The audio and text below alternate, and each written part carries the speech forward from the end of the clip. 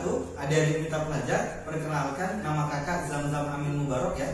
Kalian boleh panggil kakak Kazam.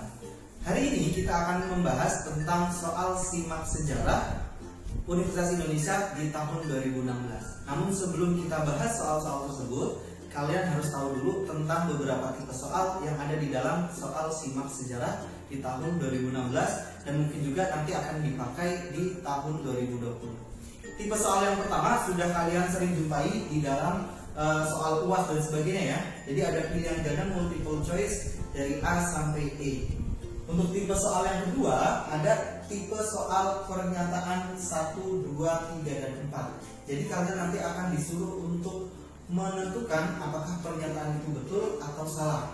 Apabila pernyataan pertama nomor 1, nomor 2, dan nomor 3 betul, itu jawabannya A. Dan apabila pernyataan 1 dan pernyataan ketiganya betul, itu jawabannya B. Apabila pernyataan nomor 2 dan nomor 4 yang betul, itu jawabannya C. Dan apabila pernyataan hanya nomor 4 saja yang betul, itu jawabannya D. Dan apabila semua pernyataan 1, 2, 3, dan 4 yang betul, itu jawabannya E. Itu untuk soal tipe kedua. Dan ada juga soal tipe ketiga, yaitu soal tipe pernyataan sebab dan akibat. Jadi nanti akan ada dua pernyataan yang harus kalian tentukan apakah dia berhubungan sebab akibat atau pernyataan itu betul atau salah. Gimana jawabnya? Cara jawabnya adalah kalau misal pernyataan pertamanya betul, pernyataan keduanya juga betul, namun dia berhubungan sebab akibat, dia jawabannya A. Apabila pernyataan pertama betul dan pernyataan keduanya juga betul, tapi tidak berhubungan sebab akibat, dia jawabannya B. Apabila pernyataan pertamanya betul, pernyataan keduanya salah, dia jawabannya C. Dan apabila pernyataan pertamanya salah dan pernyataan keduanya betul, dia jawabannya D. Dan apabila semua pernyataannya salah, itu jawabannya E. Jadi itu ada 3 tipe soal yang ada di dalam soal simak sejarah di tahun 2016 dan juga mungkin akan diterapkan di soal tahun 2020 ini. Seperti itu. Jadi hari ini kita akan bahas tentang yang namanya soal simak sejarah di tahun 2016. Oke, kita masuk ke soal pertama ya. Di sini kakak sudah tuliskan yaitu jenis sumber sejarah yang paling dianjurkan untuk digunakan dalam penulisan sejarah kontemporer. Di sini ada 2 kata kunci. Yang pertama ada yang namanya sumber sejarah ya, dan yang kedua ada yang disebut dengan sejarah kontemporer. Oleh karena itu kita harus tahu tentang 2 pengertian ini. Apa sih yang dimaksud dengan sejarah kontemporer? Nah, di sini sudah kakak tuliskan di pembahasannya. Sejarah kontemporer itu adalah peristiwa sejarah yang waktu kejadiannya belum lama terjadi. Jadi peristiwa sejarahnya itu baru-baru terjadi, belum lama terjadinya. Jadi masih ada mungkin saksinya, pelakunya, dan sebagainya. Itu yang dimaksud dengan sumber sejarah kontemporer. Yang ditanyakan di sini adalah apa? Sumber sejarah yang baik, yang paling baik digunakan untuk meneliti sejarah yang baru-baru aja terjadi. Itu kira-kira apa? Nah, sumber sejarah sendiri itu mempunyai pengertian adalah apa? Segala sesuatu yang dapat dijadikan sebagai bukti peristiwa sejarah. Sumber sejarah sendiri itu dibagi ke dalam 2 jenis. Jenis yang pertama, sumber sejarah itu dibedakan berdasarkan bentuknya, dan yang kedua itu berdasarkan sifatnya. Kalau berdasarkan bentuk itu diklasifikasikan menjadi 3 jenis. Yang pertama ada sumber lisan. Itu contohnya seperti saksi ataupun pelaku sejarah.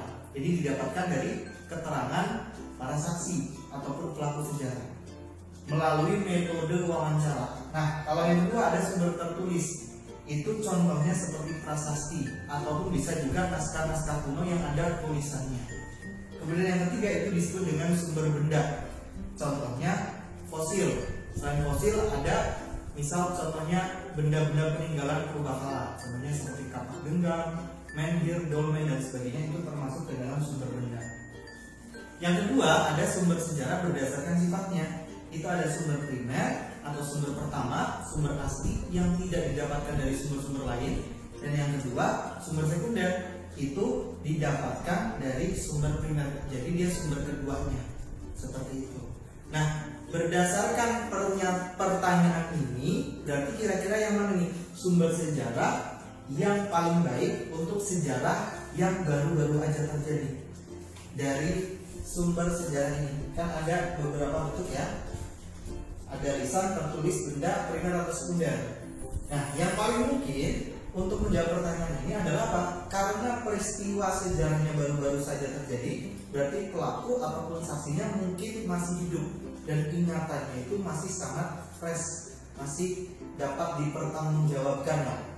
Jadi yang paling baik untuk meneliti sejarah kontemporer itu adalah sumber lisan yang bisa didapatkan dengan metode wawancara ataupun bertanya langsung dengan saksi ataupun pelaku sejarah.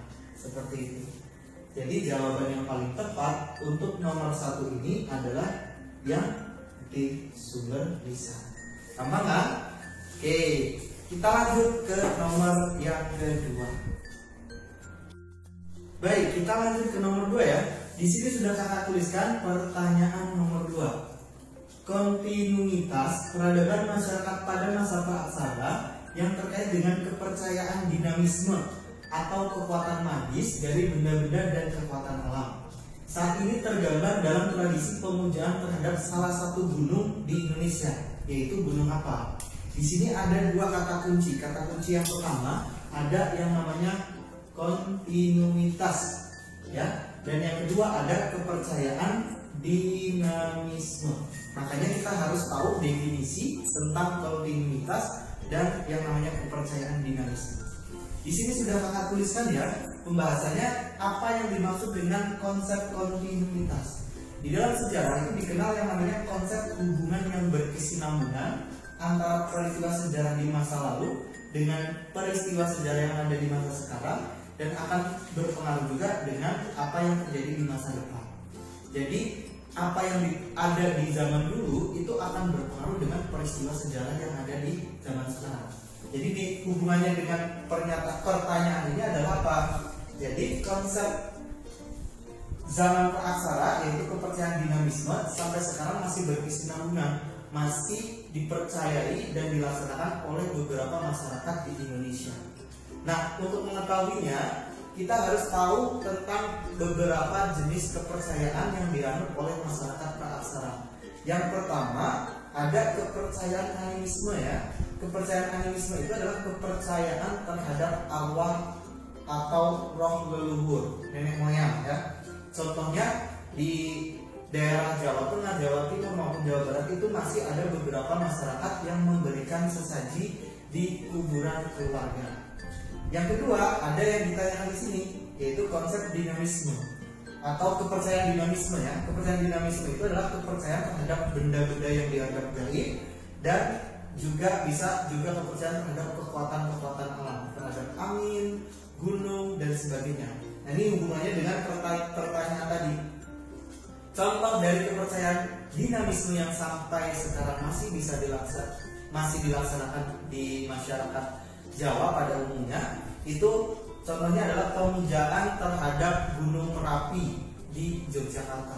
Jadi di beberapa bulan-bulan tertentu biasanya masyarakat Jogja itu akan memberikan sesaji kepada gunung supaya gunungnya itu tidak meletus dan sebagainya. Itu contoh kepercayaan dinamisme yang masih berkesinambungan, masih kontinu sampai sekarang. Dan yang ketiga ada juga kepercayaan totemisme, yaitu kepercayaan terhadap hewan-hewan yang dianggap suci. Sampai sekarang juga masih dilaksanakan pada agama Hindu yang mensucikan hewan sapi seperti itu. Nah, dari yang kakak jelaskan tadi berarti kita udah bisa jawab ya.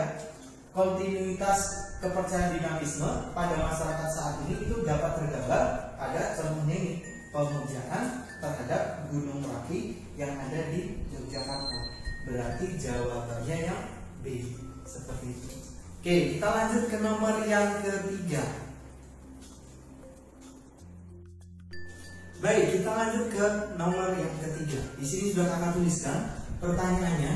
Selama memerintah di Indonesia, Thomas Stamford Raffles itu menulis sebuah buku yang berisi tentang kehidupan masyarakat di tanah jajahan. Buku tersebut berjudul apa? Nah, untuk menjelaskan hal ini, kalian harus tahu tentang yang namanya masa pemerintahan Thomas Stamford Raffles di Indonesia. Nah, di sini sudah kakak tuliskan tentang pemerintahan Thomas Stamford Raffles di Indonesia yang berlangsung dari tahun 1811 sampai 1816. Itu merupakan pemerintahan kolonialisme Inggris di Indonesia setelah ditandatanganinya kapitulasi Tuntang. Jadi, isi kapitulasi Tuntang itu adalah penyerahan wilayah Nusantara dari Belanda kepada Inggris. Semenjak kapitulasi Tuntang ini ditandatangani, kita secara resmi dijajah oleh pemerintahan Inggris. Nah, kemudian pemerintahan Inggris itu mengangkat seorang tokoh bernama Thomas Stamford Raffles untuk menjadi gubernur jenderal di Indonesia. Ada beberapa kebijakan-kebijakan yang diterapkan oleh Raffles di Nusantara. Di antaranya, karena kecintaannya dengan Pulau Jawa, dia menulis buku berjudul History of Java atau sejarah Pulau Jawa yang berisi tentang sejarah masyarakat Jawa dari zaman Hindu Buddha sampai datangnya kolonialisme Inggris di Indonesia. Yang kedua, karena dia berpaham humanisme, akhirnya dia juga menghapuskan yang namanya perbudakan serta tanam paksa yang diterapkan oleh pemerintahan kolonialisme Belanda. Di bidang ekonominya, Raffles melaksanakan kebijakan Landgraf, yaitu kebijakan sewa tanah, di mana seluruh tanah di wilayah Nusantara ditetapkan sebagai milik pemerintah. Kemudian rakyat diharuskan untuk membayar sewa atas tanah pertanian atau perkebunan yang kemudian disewa oleh rakyat Indonesia itu sendiri. Kemudian yang keempat, Raffles juga membagi wilayah Nusantara menjadi 18 karisidenan dan mengangkat presiden masing-masing di setiap karisidenan. Selain itu, Raffles juga menghapuskan pajak-pajak yang diterapkan pada masa Belanda. Jadi ada dua pajak yang diterapkan pada zaman Belanda, yaitu vertebratif dan kontinental, yaitu penyerahan wajib hasil bumi dan penyerahan sebagian hasil pertanian kepada pemerintahan Belanda. Semuanya dihapuskan pada masa Raffles dan kemudian Raffles menggantinya dengan sistem pajak perkentalan dengan membayarnya bukan pakai hasil bumi lagi, tetapi memakai uang yang dikeluarkan oleh pemerintahan Inggris, seperti itu. Selain itu juga Raffles menghapuskan jabatan secara turun-temurun dan dia menerapkan sistem pemerintahan sama dengan sistem pemerintahan di Inggris. Jadi untuk jawaban nomor 3 ini dapat kita simpulkan bahwa judul buku yang dibentuk atau dibuat oleh Raffles di Indonesia judulnya adalah apa? History of Java, yang berisi tentang sejarah masyarakat Jawa dari zaman Hindu Buddha sampai zaman kolonialisme Inggris di Indonesia. Jadi seperti itu. Oke, kita lanjut ke nomor berikutnya. Oke, kita lanjut ya ke nomor yang keempat. Di sini sudah kita tuliskan pertanyaannya. Untuk meningkatkan gerakan kebangsaan pada tahun 1935 terjadi fusi. Fusi itu adalah penggabungannya antara Persatuan Bangsa Indonesia dengan organisasi Budi Utomo yang disebut dengan titik-titik-titik. Nah, untuk membahas dan menjelaskan pertanyaan ini, kalian harus tahu tentang sejarah berdirinya organisasi Budi Utomo ya. Budi Utomo itu adalah organisasi pertama di awal pergerakan nasional. Didirikan pada tanggal 20 Mei 1908. Oleh karena itu, setiap tanggal 20 Mei itu diperingati sebagai Hari Kebangkitan Nasional. Ya, jadi organisasi ini merupakan organisasi pendidikan dan pengajaran yang dibentuk oleh mahasiswa Stovia. Stovia itu adalah sebuah sekolah kedokteran pada masa Belanda. Didirikan oleh seorang tokoh bernama Dr. Sutomo yang digagas oleh Dr. Wahidin Sudirohusodo dan diketuai oleh Raden Mas Tirto Adisuryo. Tujuan dari organisasi ini adalah untuk meningkatkan pendidikan dan pengajaran rakyat pribumi di Pulau Jawa dan Madura. Jadi gerakannya itu masih terbatas hanya di Pulau Jawa dan di Pulau Madura. Selain itu, Budi Utomo juga memberikan pelatihan-pelatihan serta memberikan beasiswa pendidikan kepada masyarakat Indonesia yang sekolah di luar negeri. Nah, untuk menjelaskan pertanyaan ini, kita harus tahu tentang yang menjadi sebab utama kemunduran dari organisasi ini. Jadi pada waktu itu terjadi perbedaan pendapat antara golongan muda yang diisi oleh mahasiswa-mahasiswa Skovia dan golongan tua yang dikepalai oleh Raden Mas Tirto Adi Suryo yang dia merupakan golongan priayi atau bangsawan Jawa. Jadi golongan muda di Budi Utomo itu menghendaki bahwa organisasi Budi Utomo ini harus lebih plural, bisa diikuti oleh semua kalangan masyarakat. Sedangkan Raden Mas Tirto Adi Suryo itu lebih menghendaki bahwa Budi Utomo itu harus diisi oleh golongan-golongan priayi supaya dapat menghandle dan membackup dana beasiswa bagi masyarakat Indonesia yang membutuhkan bantuan dana pendidikan. Karena terjadi perbedaan pendapat tersebut, akhirnya banyak golongan priayi yang kemudian masuk ke dalam Budi Utomo sehingga terkesan Budi Utomo itu menjadi organisasi yang eksklusif hanya untuk golongan priayi. Oleh karena itu kemudian golongan mudanya lebih memilih untuk keluar dari organisasi dengan membentuk organisasi baru bernama PDI. Singkatannya adalah Persatuan Bangsa Indonesia. Dan kemudian ketika itu muncul organisasi syarikat Islam yang lebih diminati oleh masyarakat sehingga pamor Budi Utomo juga semakin turun. Karena pamornya turun, akhirnya kemudian tadi kan terpecah ya jadi dua ya, ada PDI dan Budi Utomo. Hingga akhirnya untuk mempertahankan Budi Utomo ini supaya tetap ada dan tujuannya bisa dilaksanakan, hanya Dr. Sutomo itu kemudian menggabungkan antara PDI ya dengan Budi Utomo yang kemudian melahirkan organisasi baru bernama Partindo, Partai Indonesia. Jadi dapat disimpulkan untuk pertanyaan yang nomor 4 ini jawabannya apa? Fusi antara PDI dengan Budi Utomo, yaitu adalah Partindo. Berarti jawabannya yang tepat adalah yang B ya. Seperti itu.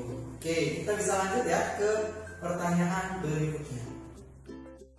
Baik ya, kita lanjut ke nomor yang kelima. Di sini sudah kakak tuliskan pada bulan Desember tahun 1942 dibentuk sebuah organisasi bernama PUTRA atau Pusat Tenaga Rakyat oleh 4 serangkai yang terdiri dari siapa aja tokohnya. Nah, untuk menjelaskan ini, kalian harus tahu tentang sejarah berdirinya organisasi PUTRA. Di sini sudah kakak tuliskan ya. Jadi PUTRA itu merupakan organisasi yang dibentuk oleh Jepang untuk menghimpun tenaga rakyat agar membantu Jepang dalam perang Asia Pasifik dalam Perang Dunia yang kedua. Sebetulnya sebelum PUTRA ini dibentuk, Jepang sudah membentuk sebuah organisasi bernama Gerakan 3A yang dipimpin oleh Mr. Shamsuddin dan Shimizu.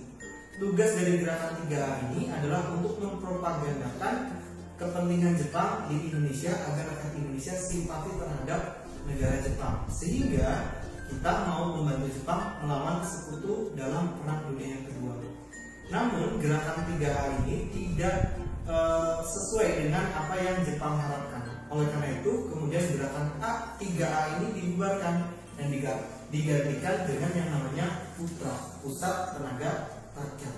Nah, Pusat Tenaga Rakyat ini dipimpin oleh 4 serangkai yang namanya itu tokohnya itu adalah ada Soekarno, Muhammad Hatta, Ki Hajar Dewantara, dan Kiai Haji Mas Mansur sebagai ketua dari MIAI, Majelis Islam Agama Indonesia. Nah, di sini juga sudah kakak tuliskan soalnya sering tertukar antara 4 serangkai dan 3 serangkai. Jadi bedain ya, kalau 4 serangkai itu adalah pendiri atau ketua dari PUTRA, sedangkan 3 serangkai itu adalah pendiri atau ketua dari Indis Party. Kalau 4 serangkai ini tokohnya yang tadi, kalau 3 serangkai itu ada Ki Hajar Dewantara atau Suhardi Suryadiningrat, ada Dr. Cipto Mangunkusumo, dan ada Dowes Dekker atau Setiabudi Danudirja. Dowes Dekker sendiri juga ada Dowes Dekker di zaman Tanam Paksa ya, namanya juga Dowes Dekker, tapi beda. Kalau yang di sini namanya adalah Edward Dowes Dekker ya. Sedangkan yang di zaman Tanam Paksa itu disebut dengan namanya Ernest Dowes Dekker atau nama lainnya adalah Multatuli. Dia menulis sebuah buku berjudul Maksa Pelang. Tapi yang di sini adalah yang Edward Dowes Dekker. Jadi bisa bedain antara 4 serangkai dan 3 serangkai seperti itu ya. Jadi sudah bisa kita jawab untuk yang nomor 5 ini. Jawabannya berarti apa? Tokoh yang menjadi pendiri atau ketua dari organisasi Putra ini adalah 4 orang tadi ya. Ada Soekarno, Hatta, Ki Hajar Dewantara, dan Kiai Haji Mas Mansur. Berarti jawaban yang paling tepat apa? Ya, yang E ya. Oke, jadi itu jawaban untuk nomor 5. Dan kita lanjut ke nomor berikutnya ya. Oke, baik, kita lanjut ke nomor 6. Di sini sudah kakak tuliskan pertanyaannya. Tujuan dari program Benteng pada masa Kabinet Natsir adalah. Jadi untuk menjawab pertanyaan ini kalian harus tahu tentang yang namanya program Benteng. Di sini sudah kakak tuliskan pembahasannya. Program Benteng nama lainnya adalah Sumikro Plan ya. Itu merupakan kebijakan yang dilaksanakan pada masa Perdana Menteri Muhammad Nasir. Tujuan utamanya adalah untuk melindungi pengusaha-pengusaha pribumi agar dapat bersaing dengan pengusaha-pengusaha dari asing. Tokoh yang menggagas kebijakan ini namanya adalah Sumitro Joyo Hadikusumo ya. Kalau ada yang tahu Bapak Prabowo Subianto ya, dia adalah bapaknya Bapak Prabowo Subianto. Namanya adalah Sumitro Joyo Hadikusumo, seorang begawan ekonomi Indonesia. Dia mengatakan bahwa apabila Indonesia perekonomian ingin maju, maka harus muncul yang namanya pengusaha-pengusaha dari pribumi. Oleh karena itu, dalam pelaksanaannya, Sumikro Plan atau program Benteng ini memberikan bantuan kredit modal usaha kepada pengusaha-pengusaha pribumi secara besar-besaran supaya dapat bersaing dengan pengusaha-pengusaha dari negara lain. Namun, kemudian rencana atau program ini mengalami kegagalan. Ada penyebab utama yang menjadi kegagalan program Benteng ini. Itu karena disebabkan pengusaha pribumi itu bermental konsumtif. Maksud bermental konsumtif ini apa? Jadi setelah diberikan bantuan oleh pemerintah, para pengusaha pribumi ini bukannya untuk berusaha, uang yang didapatkan malah digunakan untuk membeli barang-barang konsumtif yang tidak produktif seperti itu. Makanya kemudian program Benteng ini mengalami kegagalan. Jadi dapat kita jawab ya untuk pertanyaan nomor 6 ini, program Benteng pada masa Kabinet Natsir tujuan utamanya sebenarnya adalah untuk tadi melindungi pengusaha pribumi agar dapat bersaing dengan pengusaha asing dengan cara memberikan bantuan kredit modal usaha. Berarti jawaban untuk yang nomor 6 yang paling betul adalah yang A ya, melindungi pengusaha-pengusaha pribumi. Oke, kita lanjut ke nomor berikutnya. Oke, kita lanjut ke nomor 7. Di sini ada tipe soal pernyataan sebab dan akibat.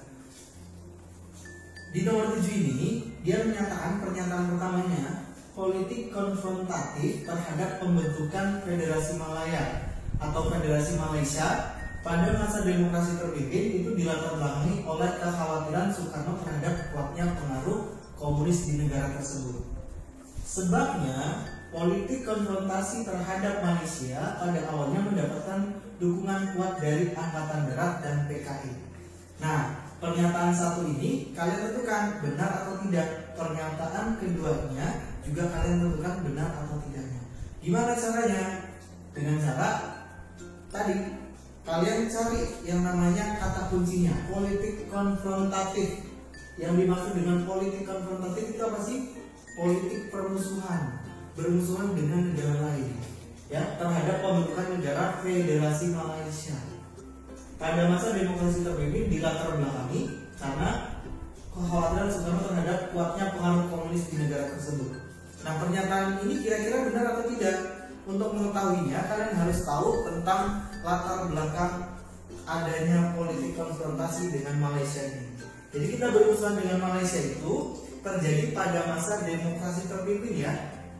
Presiden pada masa demokrasi terpimpin itu mengumumkan yang namanya Dwi Kora, singkatan dari Dwi Komando Rakyat, untuk melakukan perusahaan dengan Malaysia yang disebabkan latar belakangnya itu karena rencana pembentukan negara Federasi Malaysia atau Malaya oleh Inggris yang dianggap sebagai bentuk nekolin. Nekolin itu singkatan dari neokolonialisme dan imperialisme atau penjajahan jenis baru kalau menurut Soekarno. Jadi sebab dari politik konfrontasi ini bukan karena Soekarno khawatir terhadap kuatnya pengaruh komunis di negara Malaysia, tapi karena pada waktu itu Soekarno khawatir ada kekuatan nekolin, kekuatan liberal dari Inggris yang hendak menguasai Malaysia. Berarti untuk pernyataan yang nomor 1 ini jawabannya adalah kurang tepat ya. Jadi ini salah. Oke, kita lihat pernyataan yang kedua. Politik konfrontasi ataupun permusuhan ini terhadap Malaysia pada awalnya mendapat dukungan kuat dari Angkatan Darat. Kita lihat di pembahasannya di sini.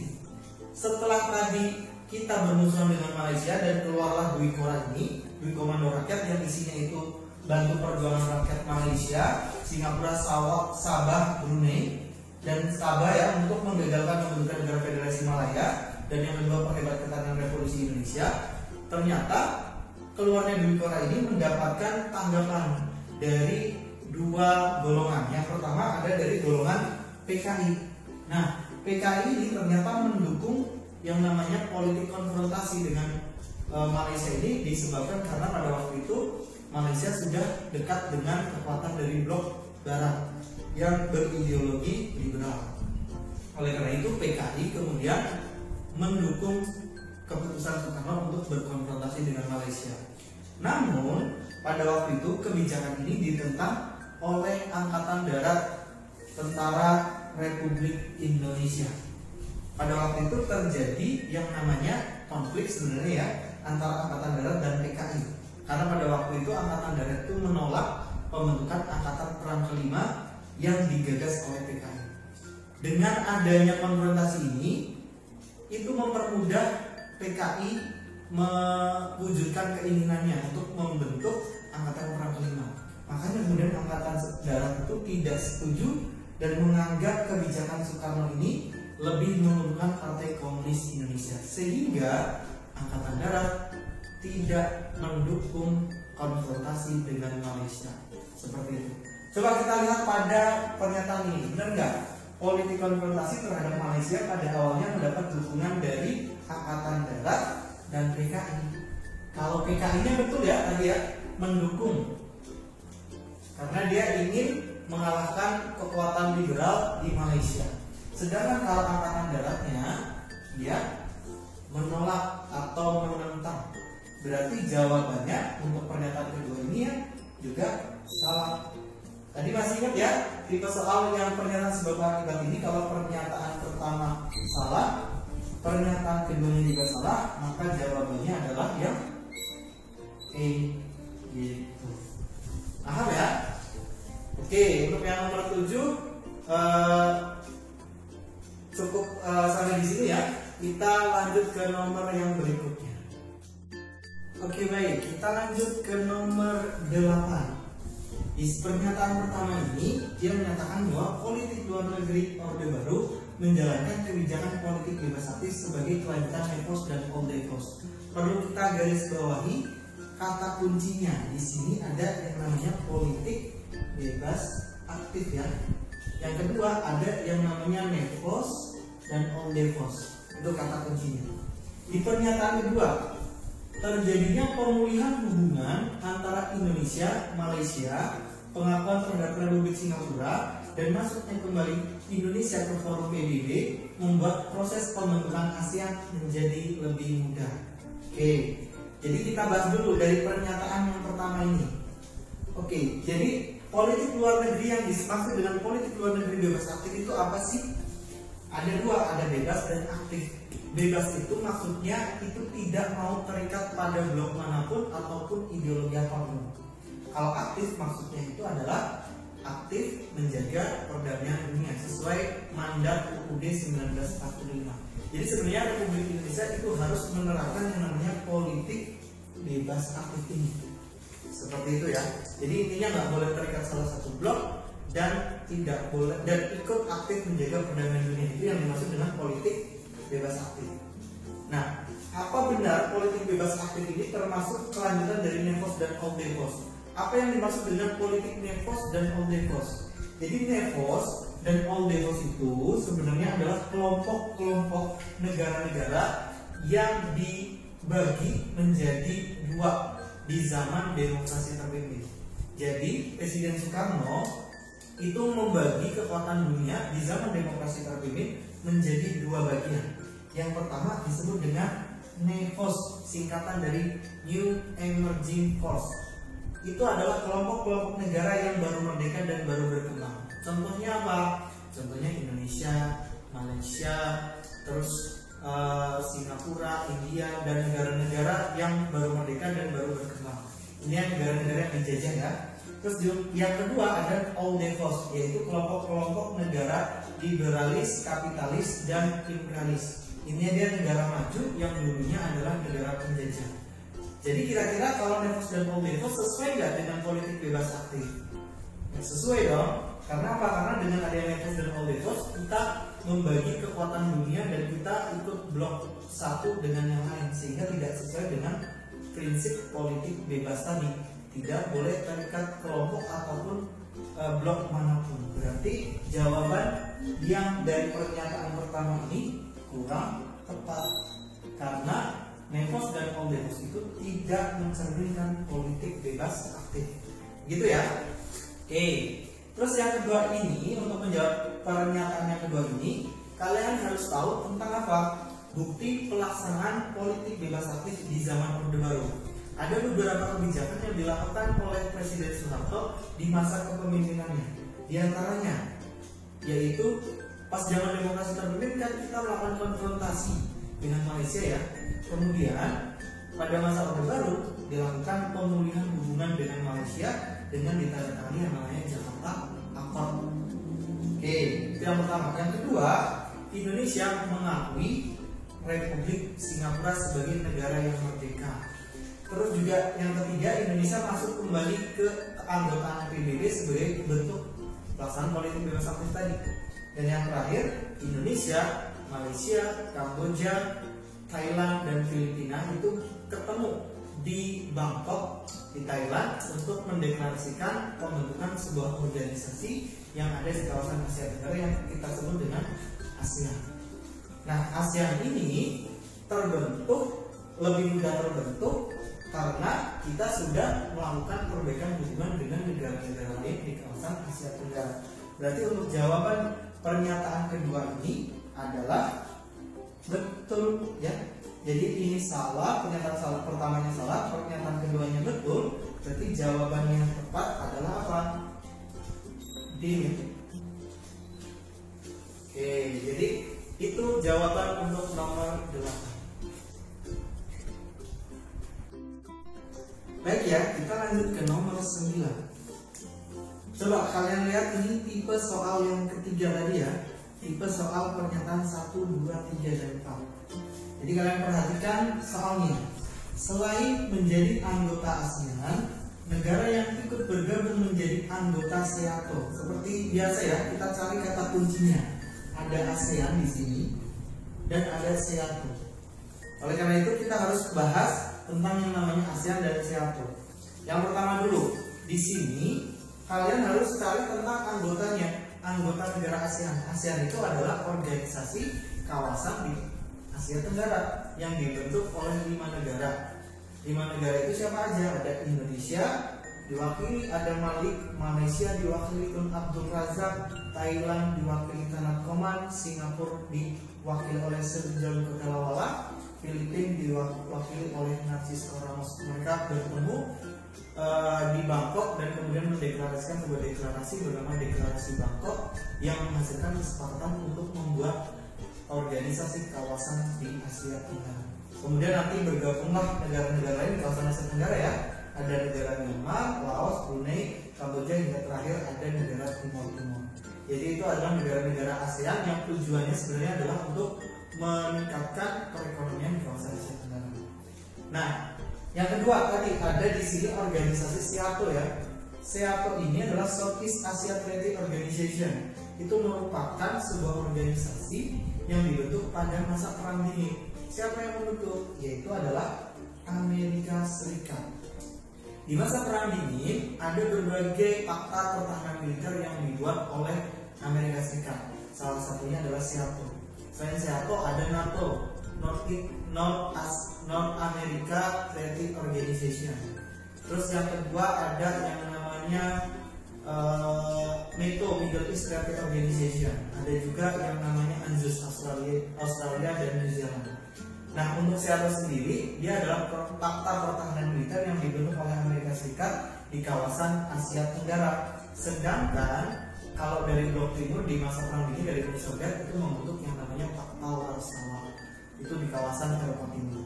Balik lagi ke SEATO ya.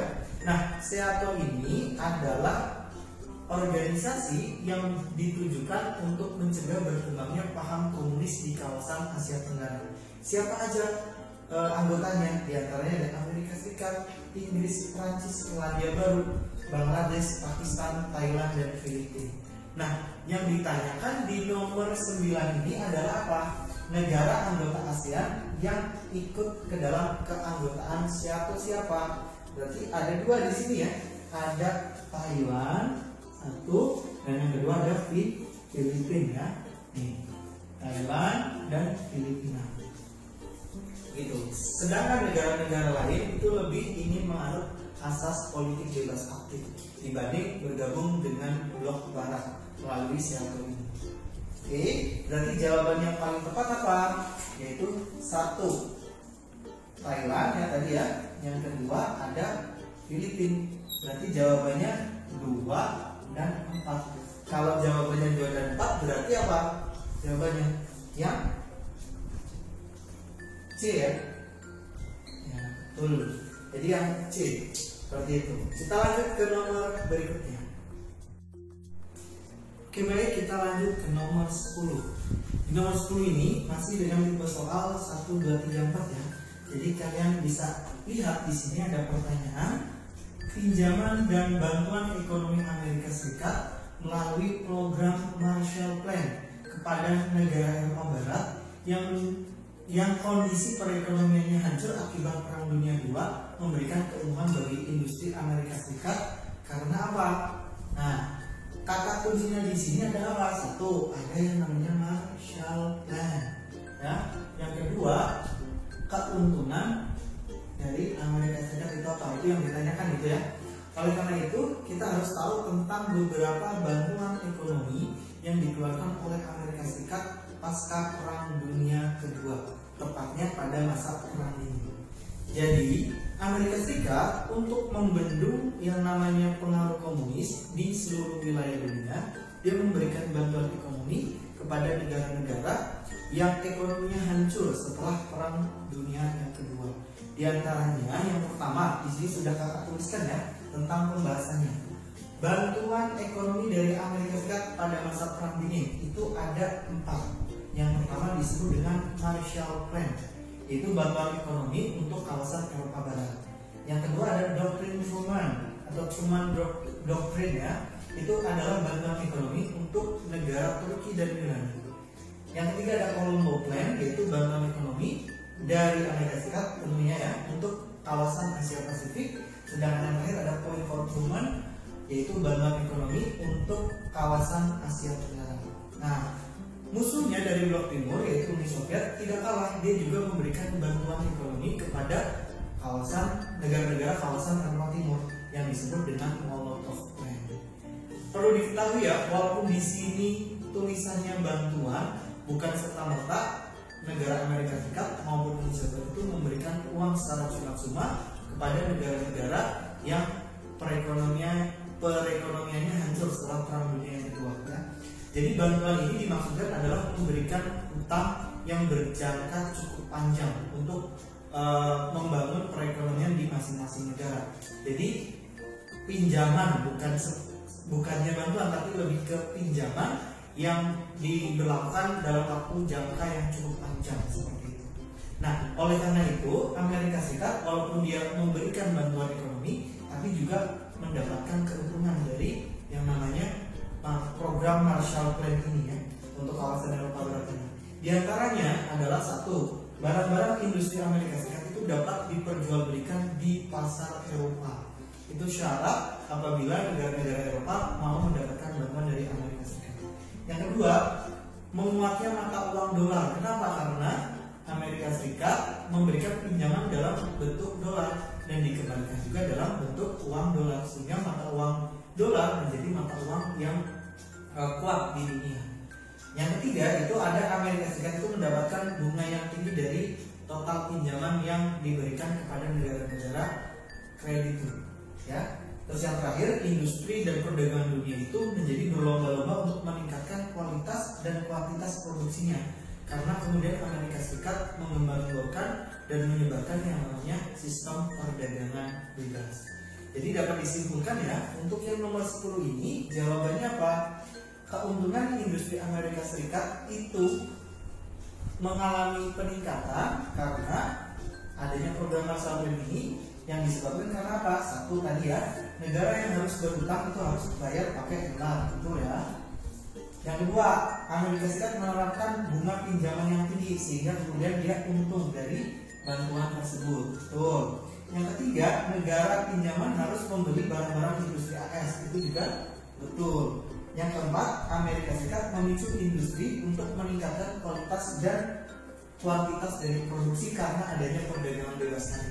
Berarti jawabannya 1, 2, dan 3 serta 4-nya itu pernyataannya betul semua, sehingga dapat disimpulkan untuk yang nomor 10 ini jawabannya adalah yang E, karena semua benar. Seperti itu ya. Jadi nomor 10 itu kita bisa simpulkan bahwa jawabannya adalah yang E.